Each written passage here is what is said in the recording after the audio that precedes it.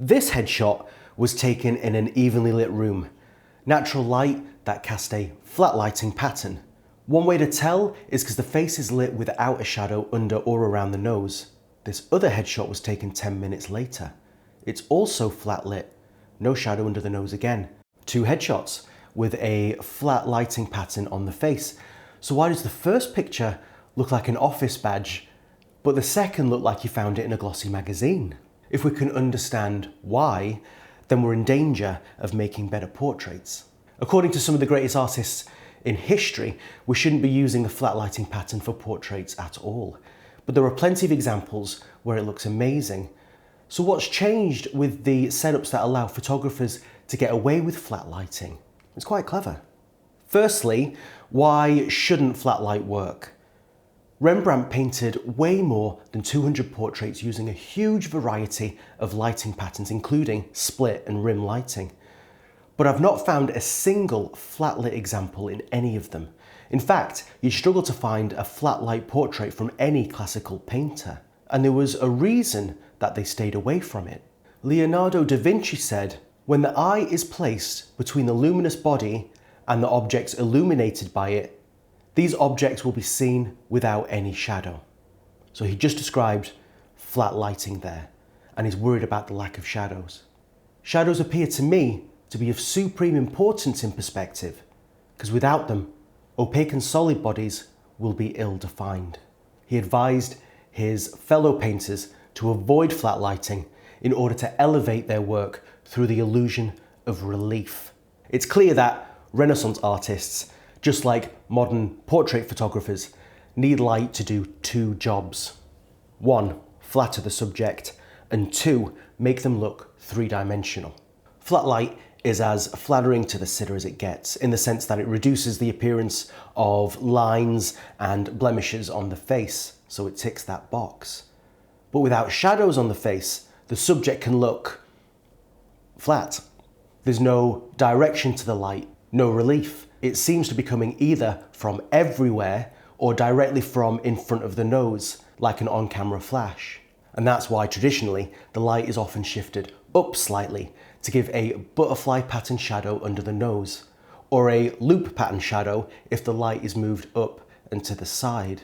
Butterfly lighting was firmly Da Vinci's light pattern of choice. The light's still flattering, but it creates the minimum amount of shadow we'd need to show that the face is 3D. Move the light further across the face, and we are in dramatic light territory. No longer fully flattering, but moody, dramatic and mysterious, like a Caravaggio. But if you look at the style of headshots taken over the past 10 years, you'll find a good number of them that don't have any cast shadows at all. No butterfly, no loop, no nothing. Flat light is the pattern of choice, and it's popular in part because it was championed and systemized by the charismatic Peter Hurley. But the fundamental reason is because it's flattering, letting light fill in all the lines in the face and makes retouching a lot more efficient. They look pretty good, and I wouldn't call them flat by any means, but I still think that Da Vinci wouldn't be cool with it.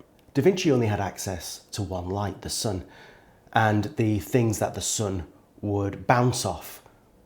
If any of you out there are doing one light portraits, you know how hard it is to get a flat lighting pattern, because the light either needs to be directly in front or directly behind the camera. If you move the light out of the way, you need at least one more light so that you can cancel out the shadows created by the first, like a clamshell setup. But here we've got access to three lights surrounding the face like a ring light, but more triangle. The shadows are essentially eliminated. I'm using these newer BH30S light sticks to light my sitter. Newer originally sent me these lights for a review, and I'll link that review in the description. I found that they were well suited for close-up headshots. Without cast shadows, there must be something else going on to make the face look 3D. We don't have to totally rely on other techniques like shallow depth of field or atmospheric perspective, though good background separation helps. And we aren't using a rim light or a hair light either. Now here's the trick. Rather than using cast shadows on the face to create relief, the lights are positioned as close to the face as possible, and the light falls off before it gets to the back of the cheek. And that's kind of cool. It still gives us a sense of depth to the back of the cheeks, but retaining the full flattery of flat lighting on the front of the face. In the example where the light was relatively far away from the sitter, the front and the back of the face are at a similar distance from the light. We can see that the darkest parts of the cheeks at the back are at 55-ish% luminance, compared to the 70% on the brightest parts of the face. That's a difference of 15. With the light close in, the light reaching the back of the cheeks has to travel relatively far compared to the light reaching the front. On the computer, we see that the back of the cheek is at 40% luminance and the front is around 80, and that's a difference of 40. And the white background is even further away, so it looks really dark compared to the face. Now that's the inverse square law in action. It's genius. We're still using the light to make the face three-dimensional, but the 3D nature is generated from clever use of fall-off rather than cast shadows. Now, continuous light close to the subject has some practical implications. These are sometimes marketed as the photographer's preference, but they're actually forced decisions. First, we have to crop the lights out of the image, if possible, to reduce the time spent retouching. If they're left in the shot, it's no problem, we can use a healing brush. But the quickest way to eliminate them is to crop out the top of the head from the frame. And it has the secondary effect of making the subject more dominant, which is exactly what you want in a headshot. Bright, constant lights close up will make the sitter's pupils smaller, making their iris larger, showing more colour. You really have no choice, and more colour is a nicer effect. But psychologically, smaller pupils represent a state of fight or flight. It's the last thing prey sees just before the hungry predator pounces. Whereas the dilated pupils you get in a dimmer room using flash are more friendly and intimate, more inviting. It's the body language state of a relaxed conversation with a friend. So depending on your intentions, you might want a flash-only version of this setup.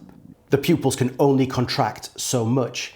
These light sticks are only 15 watts each, and I couldn't use them at full power because it was making my sitters uncomfortable. I had one person who couldn't stay in position for more than 20 seconds without moving away. At 50% power, we still had to take frequent breaks.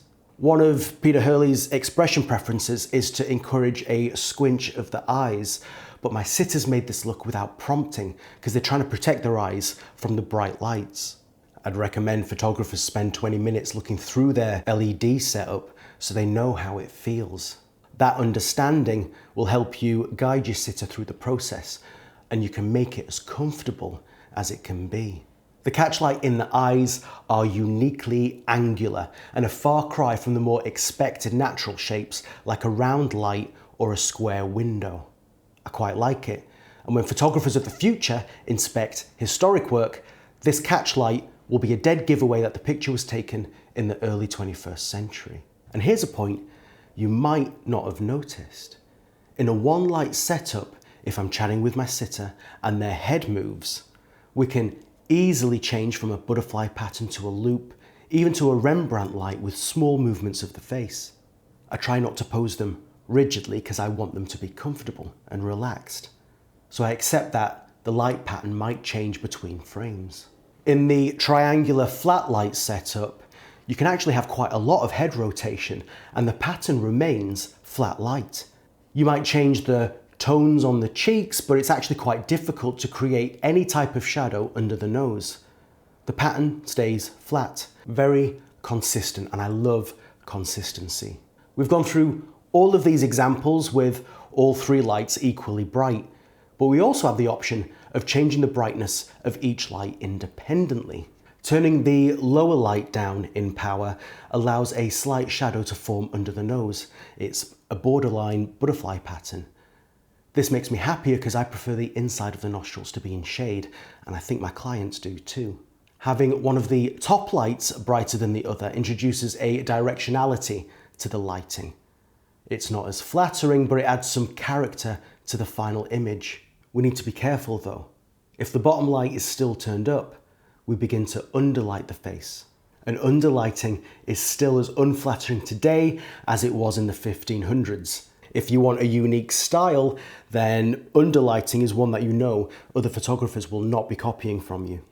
I like to say that there's nothing new under the sun, but the use of flat lighting in professional headshots is quite new, and it seems to have been in fashion longer than most passing trends.